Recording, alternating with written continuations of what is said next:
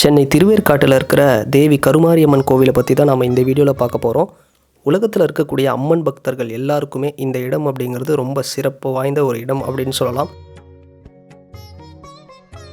அந்தளவுக்கு ஒரு ஃபேமஸான ஒரு கோவில். இந்த கோவிலுக்கு அப்படிங்கிறது ஒரு தனி வரலாறு, சிறப்பு எல்லாமே இருக்குது.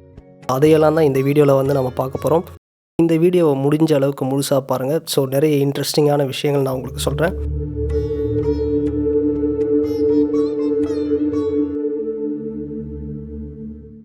சென்னை பூந்தமல்லியிலேருந்து கோயம்பேடு வரைக்கும் நீங்கள் ட்ராவல் பண்ணிங்க அப்படின்னா நடுவில் மதுரை வாயில் அப்படின்னு ஒரு இடம் வரும். அந்த மதுரை வாயிலிருந்து முன்னாடி லெஃப்ட் எடுத்தால் திருவேற்காடு அப்படிங்கிற இந்த இடத்துக்கு வந்து நாம் போகலாம். இந்த திருவேற்காடு அப்படிங்கிறது இந்த இடத்துக்கு ஒரு தனி வரலாறு இருக்குது. இங்கே இருக்கக்கூடிய தேவி கருமாரி அம்மனுடைய வரலாறை பற்றி சொல்லணும் அப்படின்னா, ஒரு முறை சூரிய லோகத்துக்கு சூரிய பகவானை பார்க்க அவங்க போயிருக்கிறாங்க. அந்த டைம் அவங்க அம்மனோட அவதாரமாக போகாமல் ஒரு கிழவி ரூபத்தில் குறி சொல்லக்கூடிய நபராக வந்து போயிருக்கிறாங்க. அவங்களுடைய உருவத்தை பார்த்து ஒரு உருவக்கேலி செஞ்சு ஆணவமாக இலக்காரமாக ஏளனம் பண்ண சூரிய பகவான் அம்மனுடைய உருவத்தை பார்த்து அகந்தையோடு நடந்துக்கிட்ட சூரிய பகவானுக்கு ஒரு சாபம் ஒன்று விடுறாங்க. அது என்னன்னா, சூரியனுக்கு ஒளி அப்படிங்கிறது பிரகாசமாக இருக்கிறதுனால தான் அகந்தையோடு நடந்துக்கிறாரு. அந்த ஒளியை வந்து இழக்கிறபடியாக வந்து அம்மன் ஒரு சாபம் விடுறாங்க. தன்னுடைய தப்பை உணர்ந்த சூரிய பகவான் அம்மனுக்கிட்ட வந்து மன்னிப்பு கேட்குறாரு. அதுக்கு அவங்க ஒரு கட்டளை இடுறாங்க. அதாவது வருஷத்தில் 2 வாட்டி புரட்டாசி பங்குனி இந்த 2 மாதத்துலேயும் சூரியனுடைய ஒளி அப்படிங்கிறது இங்கே இருக்கக்கூடிய கோவிலில் இருக்கக்கூடிய சிலை மேலே விழுற மாதிரி வந்து பண்ணணும் அப்படின்னு இந்த அதிசயம் அப்படிங்கிறது இப்போ வரைக்குமே நடந்துக்கிட்டு இருக்கிறது அப்படின்னு வந்து இங்கே நம்பப்படுது. இந்த கோவிலுக்கு நீங்கள் வரீங்கன்னா சென்னையில் இருக்கக்கூடிய எந்த இடத்துல இருந்து வேணால் நீங்கள் பஸ் ரூட்டில் வரலாம். ஸோ திருவேற்காடு பஸ் டிப்போட் அப்படிங்கிறது ரொம்பவே வந்து ஃபேமஸான ஒரு இடம். ஸோ ரொம்பவே வந்து ஒரு கலர்ஃபுல்லான இடம்.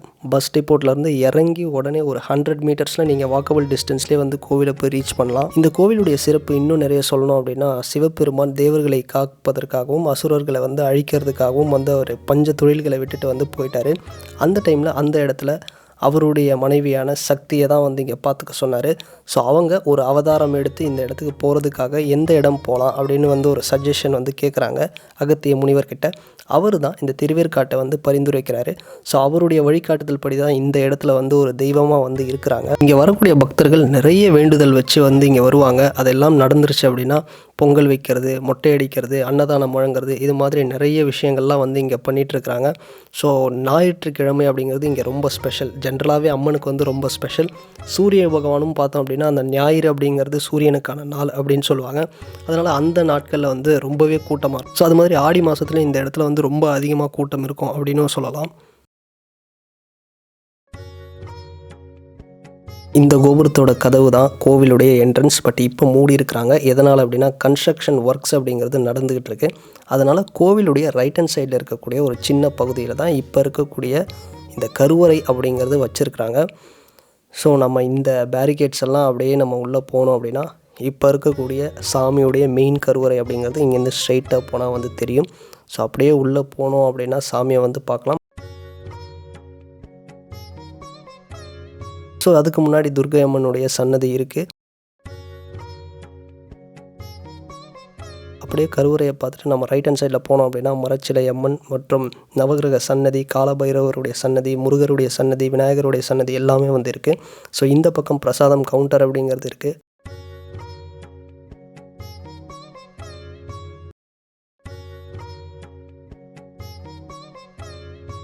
இந்த ஆரோ போட்டிருக்கிற இந்த இடம் பார்த்தோம்னா ஒரு சின்ன மண்டபம் மாதிரி இருக்கும். அந்த இடத்துல பார்த்தோம்னா நாகசக்தி, அதாவது புத்து கோவில் அப்படிங்கிறது இருக்குது. அதையும் வந்து நீங்கள் பார்க்கலாம். ஸோ இப்போ வெளியே வந்தோம் அப்படின்னா கோவிலேருந்து ரொம்ப கலர்ஃபுல்லான 10-15 வருஷம் 20 வருஷம் முன்னாடி அம்மன் கோவில்களில் என்ன மாதிரியான மெட்டீரியல்ஸ் பொருட்கள் எல்லாம் பார்த்தோமோ அது எல்லாமே இப்போவும் வந்து அவைலபிளாக இருக்குது.